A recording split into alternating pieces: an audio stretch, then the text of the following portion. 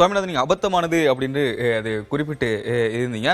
நான் வந்து தனிநபர் அரசியலுடைய நீட்சியாகத்தான் முதலமைச்சர் விஜய் அவர்களுடைய அந்த அந்த விமர்சனத்தையும் அந்த கதையையும் அவர் செஞ்ச அந்த செய்கையையும் நான் பார்க்கிறேன்.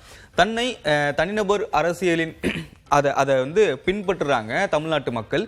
அதுல பெரும்பாலானோர் தன்னை தீவிரமாக பின்பற்றுபவர்கள். அவர்கள் களத்துல சில விமர்சனங்களை எதிர்கொள்ளக்கூடிய ஒரு சூழல்ல அவங்களுக்கும் நான் வந்து பதில் சொல்லி ஆகணும்.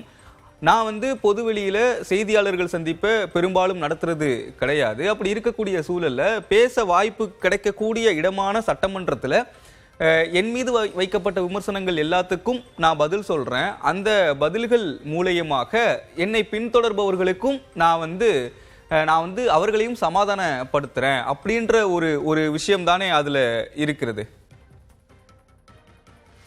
இல்ல, நிச்சயமா விஜய் அவர்களுடைய அணுகுமுறை நீங்கள் கேட்டதை போல அவர் அப்படித்தான் உள்வாங்கி இருக்கிறார். அதுல எனக்கு சந்தேகமே இல்லை. 1,70,00,000 மக்கள் வாக்களித்திருக்காங்க. அதை விட முக்கியமான ஒரு இடம் இருக்கு. இந்த 1,70,00,000 மக்கள் வாக்களித்திருக்கிறார்கள். ஒட்டுமொத்தமா ஒரு 5,5 கோடி வாக்காளர்கள் இருக்காங்க. அதெல்லாம் வைத்துக் கொள்வோம் ஒரு பக்கம். இவர்கள் எத்தனை பேர் சட்டமன்ற நடவடிக்கைகளை கடந்த ஆண்டு பார்த்தோம், அதற்கு முந்தைய ஆண்டு எத்தனை பேர் பார்த்தாங்க? பத்திரிகையாளர்கள் பார்ப்போம், அரசியல் ஆர்வலர்கள் பார்ப்பாங்க, அரசியல் கட்சியினர் பார்ப்பாங்க. அதை தாண்டி ஒரு சாமானிய மக்களுக்கும் சட்டமன்றத்தினுடைய நேரலைக்கும் பெரிய பரிச்சயமோ பெரிய தொடர்போ இல்லை. அவங்களுக்கு சபை மரபுகளே முதல்ல தெரியாது. அப்ப விஜய் அவர்கள் நீங்கள் சொல்வதை போல அவரை ரசித்து பார்க்கிறாங்க. கிட்டத்தட்ட அது எப்படி சொன்னா ஒரு ரசிக மனநிலையில அதை அப்படியே ரசித்து பார்க்கிறாங்க. அவர் ஒவ்வொன்றுக்கும் பதில் சொல்றாரு. நீங்க சொன்னதை மாதிரி சட்டம் ஒழுங்கு விவகாரத்துல பதில் சொல்றாரு. திமுக ஆட்சியில 10 மாதங்கள சட்டம் ஒழுங்கு டிஜிபியை நீங்க போடல அப்படிங்கிற பதில சொல்றாரு. மின்வெட்டுக்கு பதில சொல்றாரு. எல்லாவற்றுக்குமே பதிலை சொல்கிறார். இங்க பதில் சொல்றது பிரச்சனையே இல்லை. நான் என்னன்னா தனிநபர் விமர்சனமாக அது மாறுகிற இடம் தான் நான் சொல்றேன். அது ஒரு கவலைக்குரிய இடம்ங்கிறேன் நான். கிட்டத்தட்ட நீங்க வந்து ஒரு சட்டமன்றம் என்பது ஆரோக்கியமான ஒரு சபை. அது நீங்க அங்க உங்க பதில சொல்லுங்க. இன்னொன்று முக்கியமான இடம் நீங்க கேட்டீங்க. அவர் பெரும்பாலும் பேசுவதில்லை. தன் தரப்பினருக்கு எப்படி பேசுவது, எப்படி சொல்வது. நீங்க வந்து கரூர் சம்பவம் நடந்த போது காணொலி வெளியிட்டார் விஜய் அவர்கள். எஸ்ஐஆர் உங்களுக்கு நினைவுல இருக்கும். எஸ்ஐஆர் பணிகளின் போது ஒரு காணொலி வெளியிட்டார். அது மாதிரியாவது அப்பப்ப பேசுங்க. நீங்க செய்தியாளர்கள் சந்திப்பு நடத்த வேண்டாம். நீங்க இந்த அரசினுடைய 1 மாத சாதனைகளை சட்டமன்றத்தில் நினைத்து பேசுகிற பொழுது 1 மாதத்திற்கு பின்பு முதல்வர் பேசுகிறார் அப்படிங்கறதுனால அது கவனிக்கப்படுது.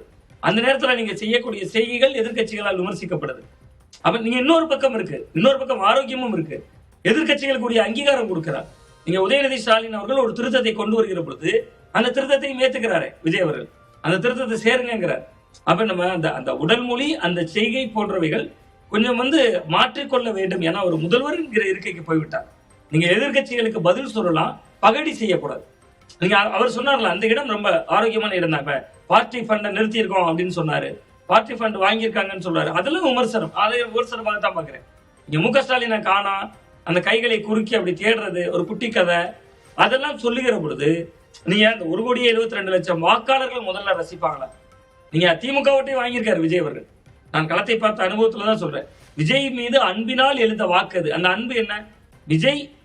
விஜய் தான் பாதிக்கப்பட்டவராக இருக்கிறார். கடந்த தேர்தல் காலத்துக்கு முன்பு சொல்றேன். கரூர் சம்பவமாக இருக்கலாம், ஜனநாயகன் ரிலீஸ் தள்ளி போனதாக இருக்கலாம், இன்று வரை வெளியாகாமல் இருக்கிறதா இருக்கலாம், சிபிஐ விசாரணையாக இருக்கலாம். எல்லாவற்றிலும் அவர் பாதிக்கப்பட்டவரின் குரலாகத்தான் இருந்தார், பாதிக்கப்பட்ட நபராகத்தான் இருந்தார். மக்கள் கிட்ட அது ஒரு பெரிய ஓட் பேங்க் உருவாக்குச்சு. திமுக குடும்பங்கள் ஓட்டு போட்டிருக்கு. நேற்றைய இடம் பேசிய ஒரு ஓய்வு பெற்ற அரசு பணியாளர், அவர் இடதுசாரி தோழர், அவர் சொல்றாரு, என்னங்க எங்க சங்கத்துல எல்லாம் ஏகப்பட்ட பேர் விஜய் அவர்களுக்கு ஓட்டு போட்டாங்க, அவர் என்னங்க இப்படிலாம் செய்கை பண்றாரு, கிட்டத்தட்ட மு க ஸ்டாலின் அவர்களுடைய தோல்வி சட்டமன்றத்துக்கு வரலங்கிறது அவ்வளவு மகிழ்ச்சியா பகிர்றாருங்கிறார். நீங்க அதுவும் கன்வே ஆகுது இல்ல மக்களுக்கு. நீங்க அவர் எப்பயாவது வாய் திறக்கிறார், அதனால் பேசுகிறார். அவருக்கு வாக்களித்தவர்களை திருப்திப்படுத்துதுன்னா, அவருக்கு வாக்களித்தவர்கள் நடுநிலையாளர்கள் இருக்காங்களே, 8% இந்த சீமான் ஓட்டு 4% இருக்கேன், அவர்கள் ரசிப்பாங்களா? அந்த இடம் இருக்குல்ல, அந்த இடம் விமர்சனத்துக்கு உட்பட்ட இடமாகத்தான் நான் பார்க்கிறேன். இல்ல, இங்க விஜய் அவர்கள் சட்டமன்றத்திற்கு புதிது. அவர்கள் கூட இருக்கிற பெரும்பான்மையான சட்டமன்ற உறுப்பினர்கள் முதல் முறையாக அங்க போயிருக்காங்க, எம்எல்ஏக்களாக ஆகியிருக்காங்க. மறுமுனையில 70 ஆண்டுகால கட்சி அப்படின்னு நீங்க சொல்லிக்கிறீங்க. அங்க இருக்கக்கூடிய திமுக சட்டமன்ற உறுப்பினர்கள் பலர் இதற்கு முன்பு அனுபவம் பெற்றவர்கள். அந்த கட்சியுடைய சட்டமன்ற தலைவராக, எதிர்க்கட்சி தலைவராக இருக்கக்கூடிய உதயநிதி ஒரு விமர்சனத்தை ஒரு பதில சொல்றோம் அப்படின்ற பேரில் அந்த அந்த அந்த பதிலும் மிக கடுமையாக விமர்சனத்திற்கெல்லாம் உள்ளாகி இருக்கு. அவங்களும் விஜய் அவர்கள், முதலமைச்சர் விஜய் அவர்களும் சரி, தாவேக சட்டமன்ற உறுப்பினர்களும் சரி, அவர்கள் தவறு செய்யலாம். அவருக்கு பதில் கொடுக்கிறோம் அப்படின்னு சொல்லிட்டு இவர்களும் அந்த மாதிரி பேசுவது எந்த வகையில ஏற்புடையதாக இருக்கும்? இவங்க கண்ணியத்தை காக்கலாம்ல. ஆமா, இவர்கள் காத்திருக்கலாம். நீங்க வந்து ஒரு கட்டத்துல ஒரு நபர் விமர்சனம் செய்யப்படுகிற பொழுது அதான் நான் சொன்னேன், நாம் என்ன ஆயுதம் எடுக்க வேண்டும் என்பதை நம் எதிரிதான் தீர்மானிக்கிறார். அப்ப நீங்க விஜய் அவர்கள் பெரிய பேசு பொருளாக்கிட்டார். முக ஸ்டாலின் அவர்களை காணங்கிறது ஒரு பெரிய பேசு பொருள். அது கிட்டத்தட்ட திமுக தொண்டர்கள்லாம் அப்படியே 1 கோடி ஓட்டுக்கு மேல வாங்கியிருக்காங்க. அவங்களும் நீங்க திராவிட முன்னேற்ற கழகத்தை நீங்க சட்டமன்றத்துல முக ஸ்டாலின் இல்லாமல் இருக்கலாம், அவர் தானே முதல்வர் வேட்பாளர் சொல்லி தேர்தலை சந்தித்திருக்காங்க. அந்த இயக்கம் 1 கோடி ஓட்டுகளை கடந்திருக்கு. இது அதிமுகவுக்கும் பொருந்தும். அதிமுக 1 கோடி ஓட்டுக்கு மேல வாங்கியிருக்கேன். அப்ப நீங்க அந்த கட்சிகளை உள்ள இருந்து விமர்சனம் செய்கிற பொழுது உதயநிதி ஸ்டாலின் கேட்கிறார், செங்கல்பட்டுல இருந்து ஒரு அம்மா கணவரை தேடுறாங்களேன்னு கேட்கிறார். அது அதை விட அபத்தமானது. அதை விட அவர் சட்டமன்றத்துக்கு வெளியில் வந்து ஒன்று பேசினார் உதயநிதி ஸ்டாலின் அவர்கள். சினிமா போல இருக்கு, ஷூட்டிங் மாதிரி இருக்கு, சபாநாயகர் இதா இருக்காரு, டைரக்டர் மாதிரி செயல்படுறாரு எல்லாம் சொல்லிட்டு இனி அடுத்ததா ஐட்டம் டான்ஸ் ஆடுவாங்களா இருக்கும் அப்படிங்கிறார். அதெல்லாம் ரொம்ப ரொம்ப அபத்தமானது. அதை அவர் சட்டமன்றத்துக்குள்ள பேசல, வெளியில் வந்து பேசுகிறார். அது எங்க பேசினாலும் எதிர்கட்சி தலைவருக்கு ஒரு நாகரிகம் தேவை. நீங்க அவர் பேசியதால் இவர்கள் பதில் உரைக்கிறாங்க அப்படி நம்ம கடந்து விடவும் முடியாது. திமுக நீங்க கேட்டது மாதிரி 75 வருட பாரம்பரியம் மிக்க கட்சி, பவள விழா கண்ட கட்சி. ஒரு காலகட்டத்திலங்க திமுக அதிமுக கடைக்கூடி பேச்சாளர்கள் இருப்பாங்க, கழக பேச்சாளர்கள்னு பேரு. இந்த மாவட்ட பேச்சாளர், மாநில பேச்சாளர் இருப்பாங்க. இவங்க வீதி வீதியாக போய் ரொம்ப தரக்குறைவான வாசகங்களை பேசுவாங்க. நானே அந்த பல கூட்டங்களை கேட்டிருக்கேன். 2010 வரையும் கேட்டிருக்கேன், 10-11 காலகட்டங்கள்ல வரையும் கேட்டிருக்கேன். திமுக அதிமுக 2 கட்சியினுடைய கூட்டங்களையும் ஜெயலலிதா எம்ஜிஆர் பண்ணிக்கிறோம், ஜெயலலிதா கருணாநிதி அவர்கள் இவர்கள் இருவருடைய அரசியல் ஆரோக்கியமாக இருந்தவரை கிரவுண்ட்ல மாறி மாறி தரக்குறைவான விமர்சனங்களை கழக பேச்சாளர்கள் பேசுவாங்க. இன்னைக்கு அந்த நிலைமையில தலைமைத்துவத்தில் இருக்கிறவங்க இறங்கி இருக்காங்க. அது ரொம்ப ஆபத்தானது. அது உதயநிதி ஸ்டாலின் அவர்களுக்கும் பொருந்தும். இந்த அடுத்ததாக ஐட்டம் பாடல் போடுவாங்களாக இருக்கும் அப்படிங்கிற அந்த இடம் வந்து ஒரு ரொம்ப சாதாரணமாக சொல்கிறார். அப்ப அதெல்லாம் வந்து அபத்தமானதுதான்.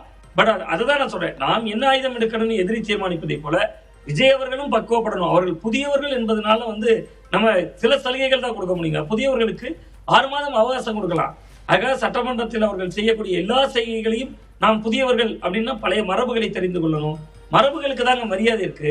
நீங்க என்னதான் புதியவர்கள் வந்தாலும் நம்மகிட்ட இருக்கக்கூடியது என்னது? மரபு.